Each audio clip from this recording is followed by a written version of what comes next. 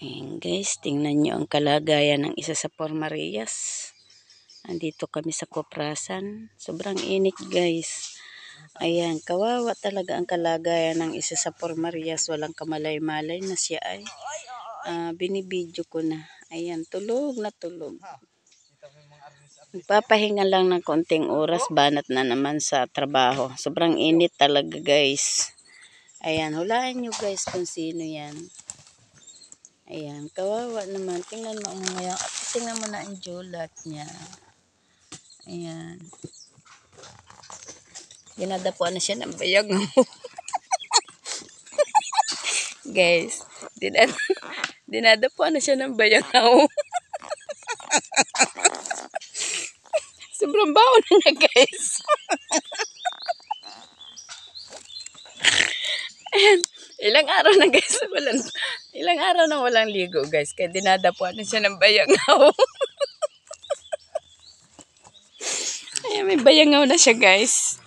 Namamaho na. Ayan guys, tingnan mo ang julat ng kanyang paa. Kawawa naman talaga. Ayan, nalilimahid. Ayan guys, oh. Ayan, oh, puro utip na. Ayan guys, puro utip na siya. Talagang kawawa ang kalagayan namin dito guys. Sobra. Ayan, oh, may bayangaw na siya. Oh. Ayan. Ang kawawa ang kalagayan. Tingnan mo ang kanyang kamay. Ayan, ang kamay ng magkuk. Ayan guys, ang dami bayangaw.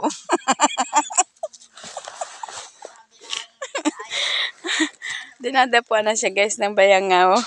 Dahil sa sobrang baho na niya. Ilang araw. Linggo kami guys dito umahon. Linggo, Lunes, Martes, Miyerkules. Ibig sabihin guys talagang mabaho na siya dahil 3 araw na walang ligo. Kaya pala dinadapuan na siya ng bayangaw. Ayun guys, ang dami bayangaw.